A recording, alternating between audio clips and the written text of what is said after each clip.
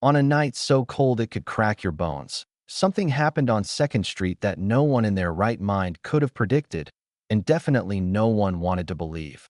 A skinny black kid, shivering under the battered awning of an old bakery, burst through the front door of a white woman's house, slamming it open with all the desperation in his 10-year-old body. And in that split second, every neighbor's worst suspicion flickered to life, until the story took a turn so wild, it shut everyone up for good.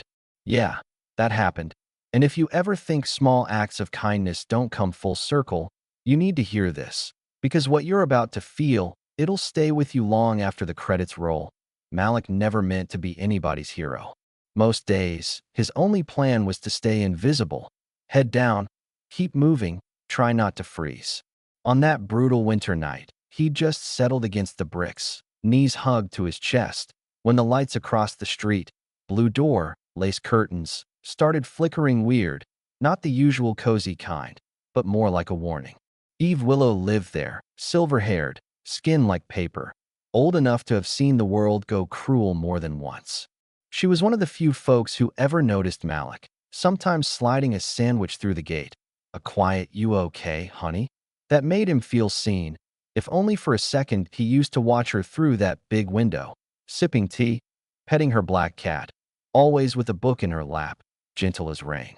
Most nights, she was the only softness Malik knew in a world that mostly just looked the other way. But that night, everything stopped, the kind of stop you hear in your gut. From his spot under the awning, Malik caught her silhouette stumble, saw her clutch her chest, tea spilling everywhere. Her face twisted, eyes met his, desperate, pleading. She vanished from view, and in that blink, Malik's life changed. Fear screamed at him to run. After all, what's a homeless black kid got to gain by breaking into a white woman's house in the dead of night? He knew what people would say, what the cops would do. The cold slap of memory hit, being dragged from the orphanage, cuffed, thrown into the back of a police car. Yeah, he knew that script. But Mrs. Eve had always shown him a different side of the world. And when you owe kindness, sometimes that debt outweighs survival. So he ran, sprinted across the slick pavement, slammed his shoulder into that blue door. It gave way with a crack that echoed up and down the block. He barely felt the pain. His only thought was find her, now. There she was, sprawled out, glasses shattered, breath rasping like a broken machine. Malik knelt, hands shaking, searching for the inhaler she always kept nearby. He remembered her showing it to him once, laughing about how these old lungs need all the help they can get. Just as he found the inhaler under the chair, the world erupted behind him. Mrs. Doreen, the neighbor who watered her garden with one eye on everybody else's business, burst through the door, shrieking, "Thief! Get away from her!" Phone already in hand, dialing the cops, her face all suspicion and outrage. "Don't move. I'm calling the police." Malik tried to speak, words tumbling out. "She needs help. Please, I'm not." But it didn't matter, not with the sirens wailing, not with a crowd gathering. The medics arrived in a flurry, stretcher, oxygen, voices sharp and quick. Malik was shoved aside, hands still sticky with panic. Richard, Eve's son, came running, wild-eyed, saw the broken door, his mother half-conscious, and this kid crouched nearby. The look on his face could have frozen blood. "Who are you? What the hell happened?" Malik tried, again, to explain. "I saw her fall. I broke in to help."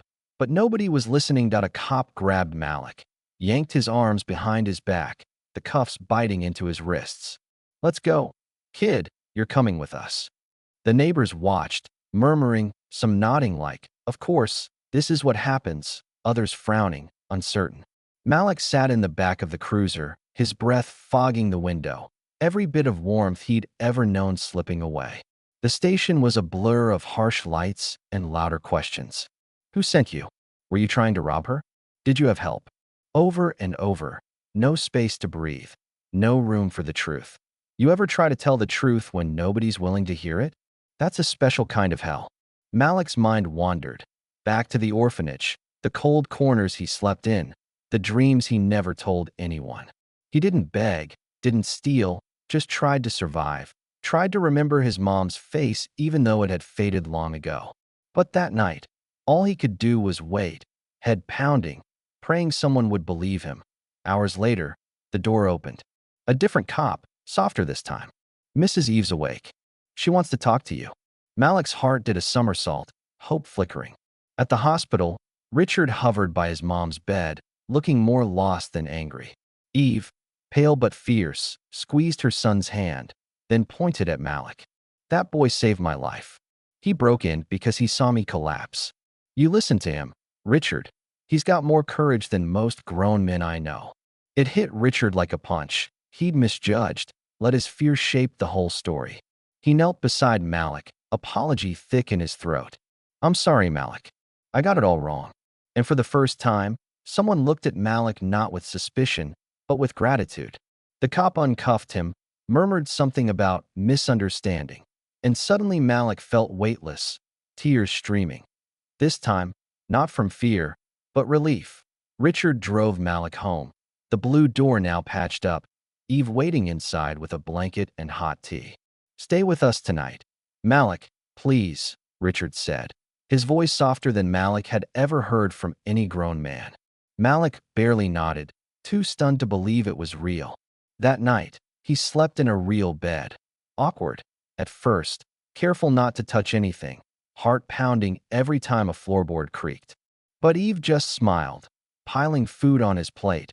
Richard told dumb stories to make him laugh, and slowly, Malik started to breathe easy.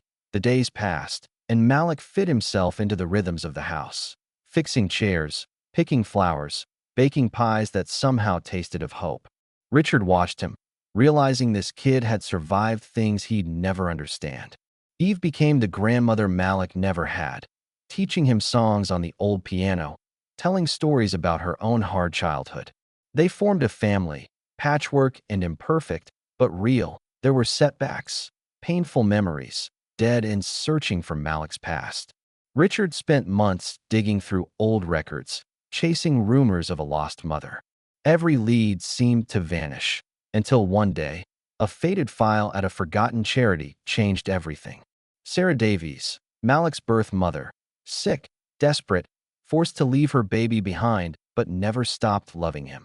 They found her, frail and dying, but alive just long enough to hold her son, whispering, "I always loved you, my Malik." That reunion, brief and bittersweet, broke and healed Malik all at once. Sarah passed, but Malik wasn't alone.